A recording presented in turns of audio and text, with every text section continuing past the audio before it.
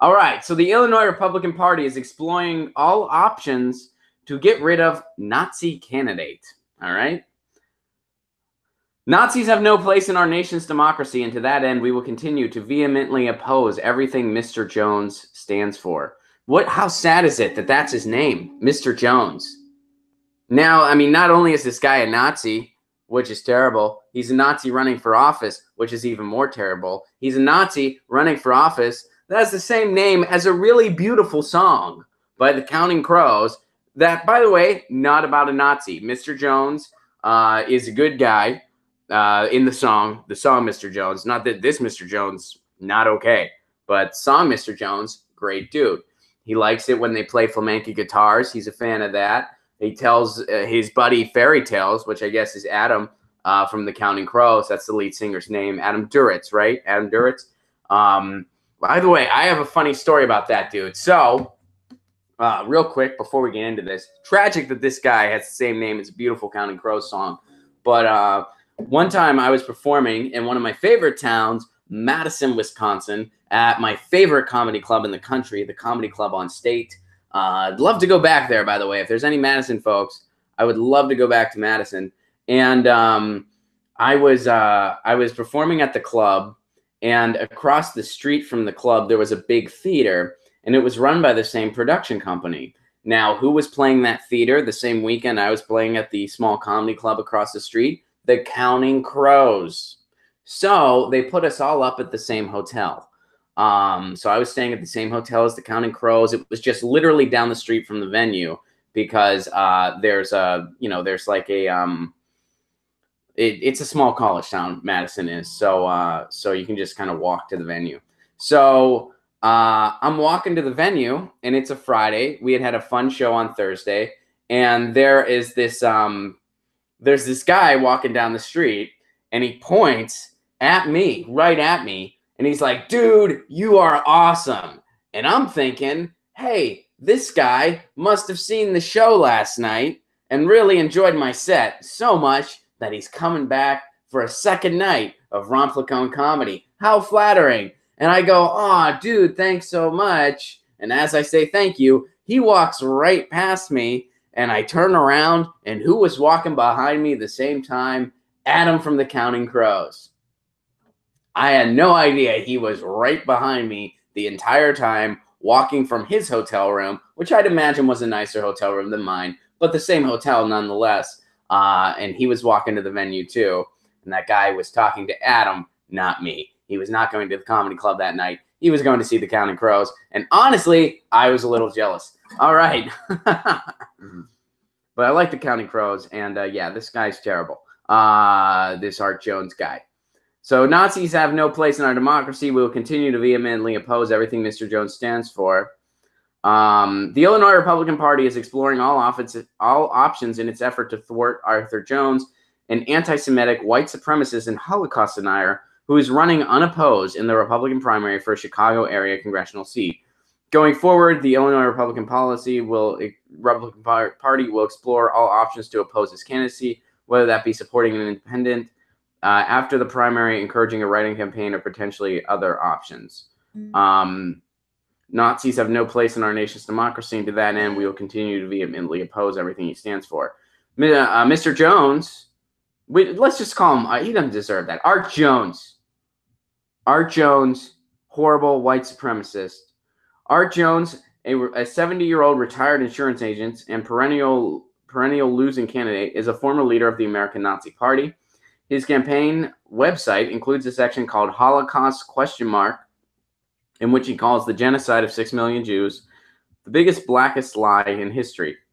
Jones tried running for the Republican nomination for the same district in 2016, but the Republican Party successfully challenged his petition signatures. This time, the party, as well as his two Democratic opponents, said that his signatures looked genuine.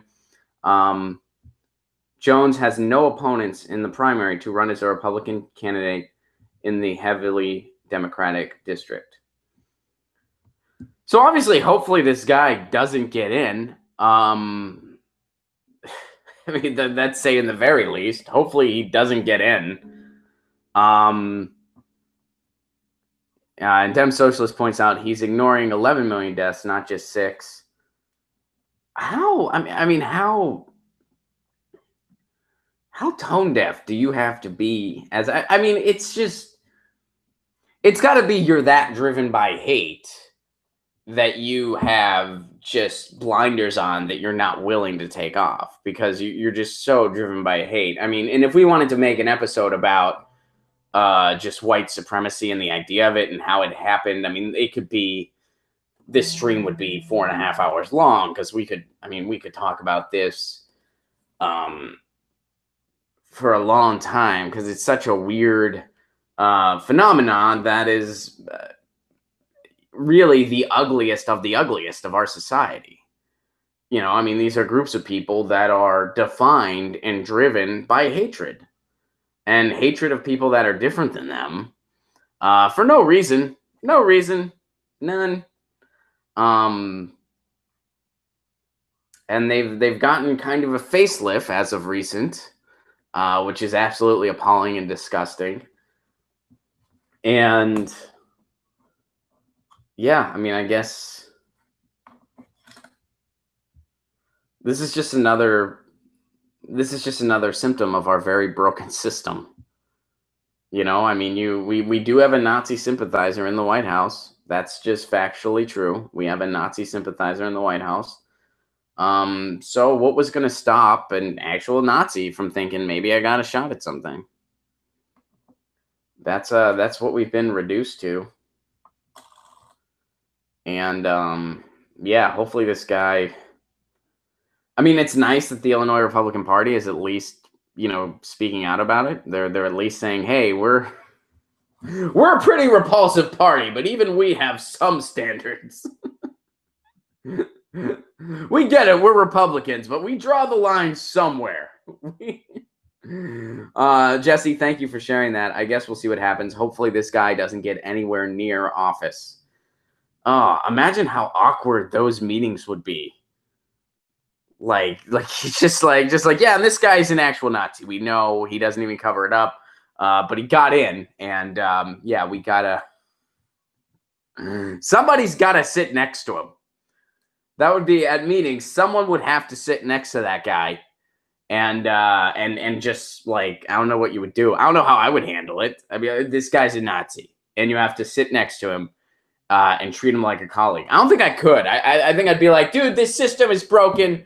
We needed a revolution last week. There's a Nazi sitting next to me. Can we let's just start over again. Let's just start over again. We really shit the bed here. Hey guys, thanks for watching. That was a clip from Get Your News On with Ron, the world's first viewer-curated streaming news show. What does that mean? That means I log on to a stream and people tweet me articles over on Twitter at Ron Placone, or they use our Reddit subsection, which is just Get Your News On with Ron over on Reddit. And that's how we build the show. I'm seeing all these articles for the first time. We are literally getting our news on together. Follow me on Twitter at Ron Placone so you can participate. And this show streams live every Tuesday through Friday at 10 a.m. Pacific Standard Time. So please do tune in.